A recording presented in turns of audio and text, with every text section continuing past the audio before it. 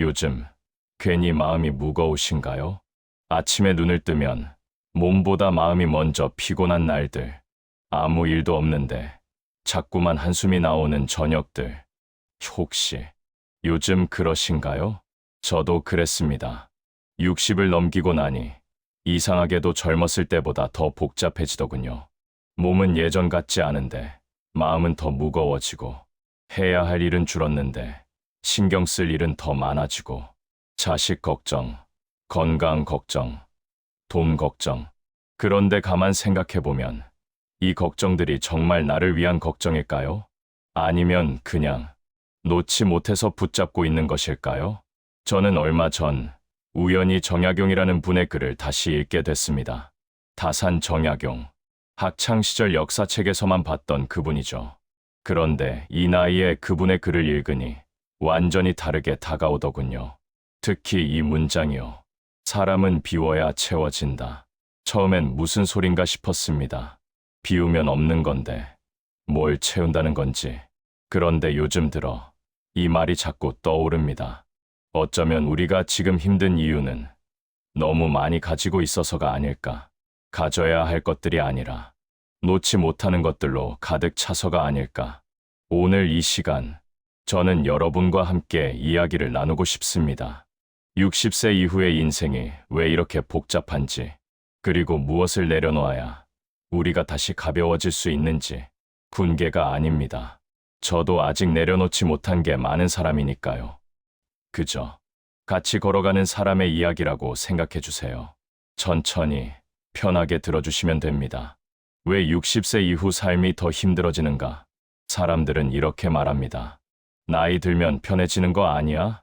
이제 자식들도 다 컸고 할 일도 줄었는데 뭐가 힘들어? 맞는 말입니다. 표면적으로는요. 직장 다닐 때처럼 새벽같이 일어날 필요도 없고 아이들 학교 보낼 걱정도 없고 이것저것 신경 쓸 일이 확실히 줄었죠. 그런데 이상합니다. 왜 마음은 더 무거워질까요? 저는 이렇게 생각합니다. 나이가 들수록 몸이 아프는 게 아니라 마음이 무거워지는 거라고. 젊을 때는 앞만 보고 달렸습니다. 애들 먹이고, 집 사고, 노후 준비하고, 바빠서 생각할 틈이 없었죠. 그런데 60을 넘기고 70이 가까워지면 문득문득 이런 생각이 듭니다. 내가 지금까지 뭘 한 거지? 이렇게 살아온 게 맞나? 되돌아볼 시간이 생기니까 후회가 밀려옵니다. 그리고 더 무서운 건 늘어나는 책임들입니다.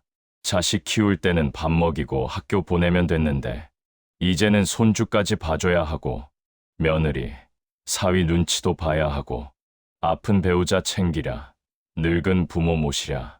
젊었을 때보다 더 복잡합니다. 그리고 한 가지 더. 사람 관계에서 오는 상처들. 친구인 줄 알았는데 어느 순간 멀어지고 형제인데도 돈 문제로 서먹해지고 평생 함께한 배우자인데 갑자기 낯설게 느껴지고 젊었을 때는 관계가 깨져도 새로 만들면 됐습니다. 그런데 이 나이엔 새로 만들 기회도 에너지도 없습니다. 그래서 더 붙잡으려고 하죠. 이미 끝난 관계인데도 억지로 붙들고 상처받으면서도 계속 연락하고. 왜냐하면 놓으면 아무도 없을 것 같으니까. 그리고 가장 큰 짐, 자식에 대한 걱정. 다 컸다고 말은 하지만 걱정은 끝이 없습니다. 얘가 직장은 잘 다니고 있을까? 결혼 생활은 괜찮을까? 돈은 모으고 있을까? 전화 안 하면 섭섭하고, 전화하면 간섭한다고 싫어하고, 도와주고 싶은데 도와주면 부담스러워하고. 저도 그랬습니다. 아들한테 이런 말을 들었어요. 엄마, 이제 제 인생은 제가 살게요. 너무 신경 쓰지 마세요. 처음엔 서운했습니다. 내가 내 걱정해서 그러는데. 그런데 가만히 생각해보니 제가 걱정한 게 아니라 통제하려고 했던 거더라고요. 내 방식대로 살기를 바라고 내 기준에 맞춰주길 원하고 그게 사랑인 줄 알았는데 사실은 제 불안을 아이에게 떠넘긴 거였습니다. 이렇게 60을 넘기면 짐이 늘어납니다. 후회라는 짐, 관계라는 짐, 걱정이라는 짐. 그리고 우리는 그 짐을 지고 하루하루를 살아갑니다. 무겁습니다. 정말 무겁습니다. 그런데 이 무게를 언제까지 짊어지고 갈 건가요? 정약용은 왜 비움을 말했는가? 정약용이라는 분을 아시나요? 조선시대의 실학자, 목민심서를 쓴 그분. 대부분 이 정도만 기억하실 겁니다. 저도 그랬으니까요. 그런데 이 나이에 그분의 삶을 다시 들여다보니 완전히 다른 사람으로 보이더군요. 정약용은 젊었을 때 정말 잘 나갔던 사람입니다. 22살에 과거 급제, 정조 임금의 총애를 받고 나라의 중요한 일을 맡았죠. 출세가도를 달렸습니다. 그런데 39살 되던 해 갑자기 모든 게 무너집니다. 정조가 죽고 천주교 박해가 시작되면서 그는 유배를 가게 됩니다. 강진이라는 먼 곳으로. 그것도 18년 동안. 생각해보세요. 한창 일할 나이에 모든 걸 빼앗긴 겁니다. 관직도, 명예도, 가족도, 친구들도. 그는 혼자가 됐습니다. 처음엔 억울했을 겁니다. 내가 뭘 잘못했다고. 나는 그저 학문을 했을 뿐인데. 분노하고 원망하고 후회했을 거예요. 그런데 이상한 일이 벌어집니다. 유배 생활이 길어지면서 그는 점점 달라지기 시작합니다. 처음엔 돌아갈 날만 기다렸는데 어느 순간부터 그는 그 자리에서 뿌리를 내리기 시작합니다. 글을 쓰고 아이들을 가르치고 백성들의 삶을 연구했습니다. 빼앗긴 것들에 대한 미련을 놓고 지금 가진 것들을 보기 시작한 겁니다. 그리고 그는 이런 말을 남깁니다. 사람은 가득 차면 넘치고 비워야 채워진다. 무슨 뜻일까요? 저는 이렇게 해석합니다. 우리가 힘든 이유는 너무 많이 가졌기 때문이 아니라 잃을까봐 두려워서 놓지 못하기 때문이라고. 정약용도 그랬습니다. 처음엔 잃은 것들만 보였습니다. 관직, 명예, 권력, 인맥. 그런데 그걸 놓아버리니 비로소 보이기 시작한 거예요. 조용한 아침의 햇살, 제자들의 순수한 눈빛, 백성들의 진짜 삶, 그리고 자기 자신. 그는 유배지에서 500권이 넘는 책을 썼습니다. 목민심서, 경세유표, 금음신서, 조선실학의 정수라 불리는 그 책들이 모두 그가 모든 걸 잃은 뒤에 나온 겁니다. 역설적이지 않습니까? 가장 많이 가졌을 때가 아니라 가장 많이 잃었을 때 그는 가장 위대한 작품을 남겼습니다. 왜일까요? 비웠기 때문입니다.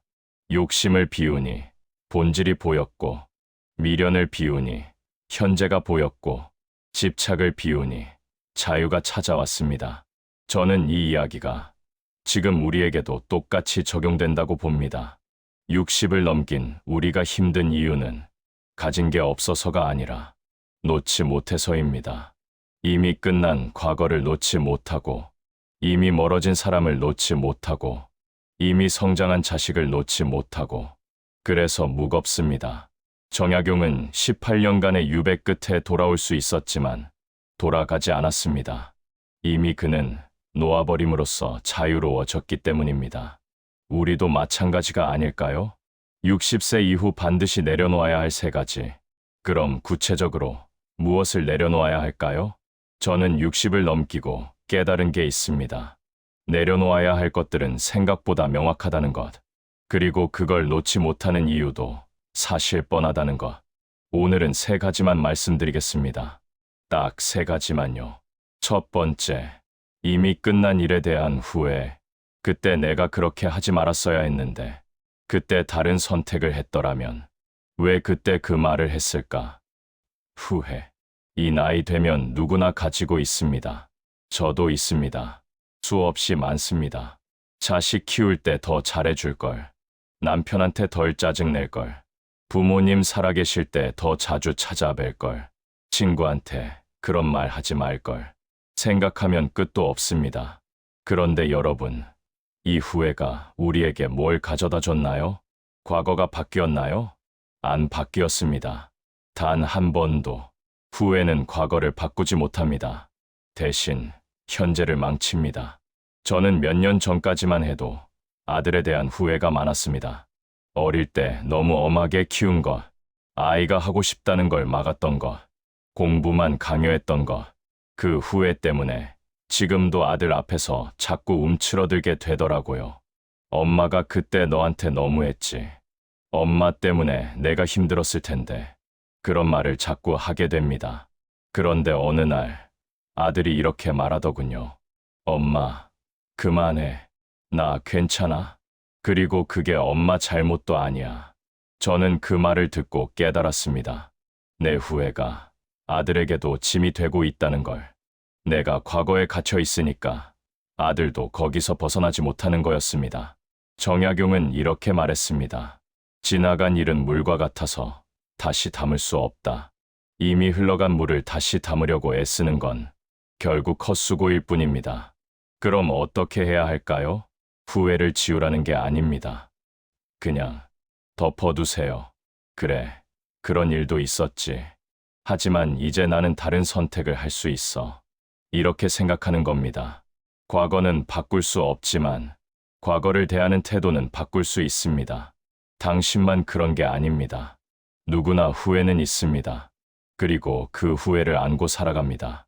다만 어떤 사람은 후회에 갇히고 어떤 사람은 후회를 옆에 두고 앞으로 걸어갑니다. 당신은 어떤 사람이 되고 싶으신가요? 두 번째, 억지로 붙잡고 있는 인간관계. 나이가 들면 사람이 줄어듭니다. 자연스러운 일입니다. 친구들은 각자의 삶을 살고, 자식들은 자기 가정에 바쁘고, 형제자매도 예전 같지 않습니다. 그런데 이상하게도 우리는 그걸 받아들이지 못합니다. 우리 예전엔 그렇게 친했는데, 가족인데 이렇게까지 서먹해도 되나? 그래서 억지로 붙잡습니다. 연락하고, 만나자고 하고, 선물을 보내고, 그런데 상대는 별로 반응이 없습니다. 그럼 우리는 상처받습니다. 내가 이렇게까지 하는데 나한테는 별로 중요하지 않은가 보네. 여러분, 솔직히 말씀드리겠습니다. 오래됐다고 소중한 건 아닙니다. 20년, 30년 알고 지냈어도 지금 나에게 상처만 주는 관계라면 그건 더 이상 좋은 관계가 아닙니다. 저도 그런 친구가 있었습니다. 학창 시절부터 40년을 알고 지낸 친구. 처음엔 정말 친했습니다. 그런데 나이가 들면서 그 친구와 만날 때마다 피곤해지기 시작했어요. 만나면 자기 자랑만 하고 제 얘기는 듣는 둥 마는 둥 하고 돈 자랑, 자식 자랑, 집 자랑. 그런데 저는 계속 만났습니다.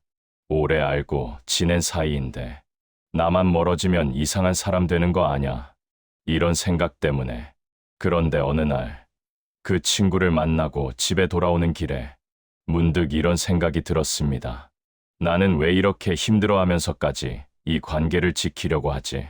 그리고 깨달았습니다. 제가 지키려고 한 건 그 친구가 아니라 오래된 관계를 지키고 있는 내 모습이었다는 걸. 그 뒤로 저는 연락을 줄였습니다. 끊은 건 아닙니다. 그냥 거리를 뒀습니다. 처음엔 섭섭했습니다. 내가 너무한 건가? 그런데 시간이 지나니 편해지더라고요. 마음이 가벼워졌습니다. 정약용은 이런 말을 했습니다.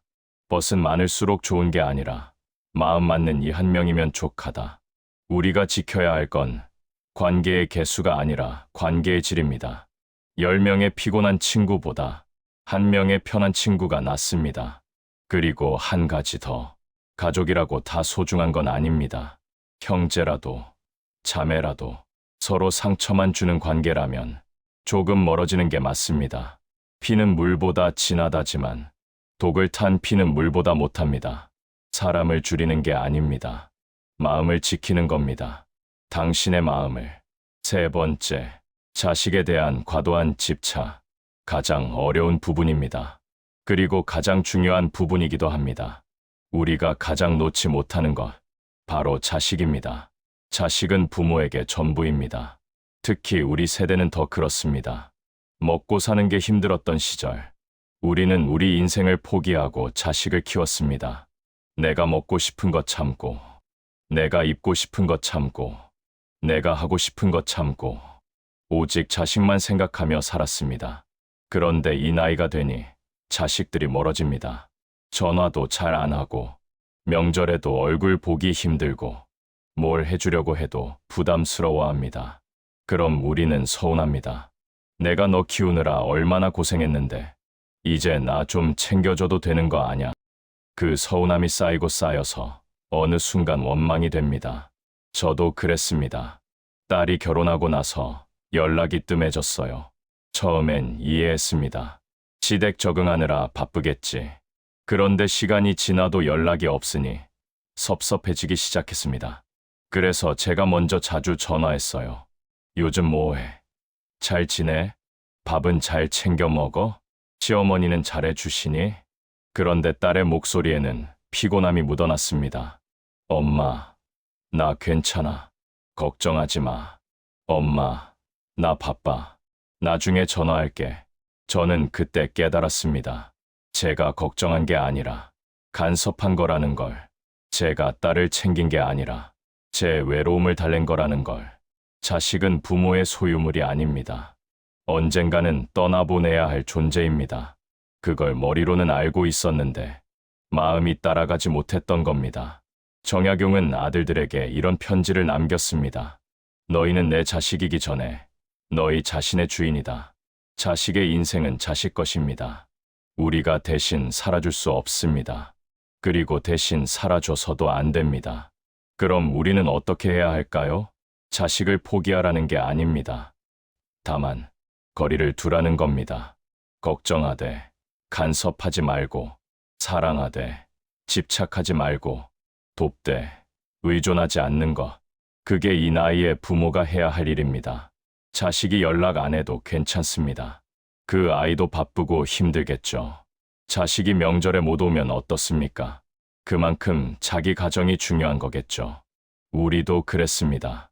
젊었을 때 우리도 시부모, 친정부모보다 우리 가정이 먼저였습니다. 당신만 그런 게 아닙니다. 자식 때문에 마음 아픈 부모, 세상에 수없이 많습니다. 다만 어떤 부모는 그 아픔을 자식에게 보내고 어떤 부모는 그 아픔을 스스로 사깁니다. 당신은 어떤 부모가 되고 싶으신가요? 내려놓은 뒤에 찾아오는 변화, 내려놓으면 정말 달라질까요? 솔직히 처음엔 저도 반신반의했습니다. 내려놓으면 뭐가 남지? 그냥 텅 빈 채로 늙는 거 아냐? 그런데 실제로 내려놓기 시작하니 생각지도 못한 변화들이 찾아왔습니다. 첫 번째 변화, 마음이 가벼워집니다. 정말로 가벼워집니다. 아침에 눈 뜰 때의 그 무게감이 줄어듭니다. 후회를 놓으니 과거가 저를 붙잡지 못하게 됐고, 관계를 정리하니 피곤한 사람들이 사라졌고, 자식에 대한 집착을 놓으니 매일 전화기를 들여다보지 않게 됐습니다. 처음엔 허전했습니다. 이렇게 아무것도 안 하고 있어도 되나? 그런데 시간이 지나니 이게 평화라는 걸 알게 됐습니다. 아무것도 하지 않는 게 게으름이 아니라 쉬는 거라는 걸. 우리는 평생 쉬지 못하고 살았습니다. 이제 좀 쉬어도 됩니다. 두 번째 변화, 관계가 달라집니다. 억지로 붙잡던 사람들을 놓으니 신기하게도 진짜 사람들이 보이기 시작했습니다. 전화 안 해도 먼저 연락 오는 친구, 힘들 때 찾아와 주는 이웃, 말없이 옆에 있어주는 배우자. 그 사람들이 항상 거기 있었는데 제가 다른 곳만 보느라 몰랐던 겁니다. 그리고 자식과의 관계도 변했습니다. 제가 거리를 두니 오히려 아이들이 먼저 연락하기 시작했어요. 엄마, 요즘 뭐해? 주말에 시간 되면 같이 밥 먹을래? 억지로 만난 게 아니라 그리워서 만나는 관계가 된 겁니다. 정약용이 말했던 게 이거였구나 싶었습니다. 비우면 저절로 채워진다. 세 번째 변화, 하루가 조용해집니다. 조용하다는 게 외로운 게 아닙니다. 고요하다는 겁니다. 아침에 일어나서 커피 한 잔 마시며 창밖을 보는 시간, 산책하면서 아무 생각 없이 걷는 시간, 저녁에 혼자 앉아 그냥 멍하니 있는 시간. 예전엔 이런 시간들이 무의미하게 느껴졌습니다. 뭐라도 해야 하는데, 그런데 이제는 이 시간들이 소중합니다. 아무것도 하지 않아도 괜찮은 날, 그런 날이 있다는 게 얼마나 큰 축복인지 모릅니다. 네 번째 변화, 나 자신이 보입니다. 평생 남을 위해 살았습니다.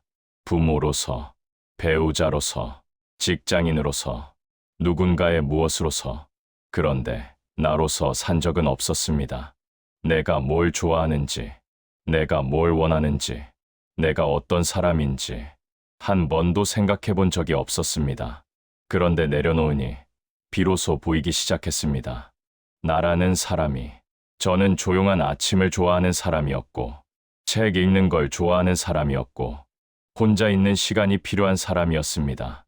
60년을 살고 나서야 나를 알게 된 겁니다. 늦었다고 생각하십니까? 아닙니다. 지금이 딱 맞는 때입니다. 이제야 나를 위해 살 수 있는 때가 온 겁니다.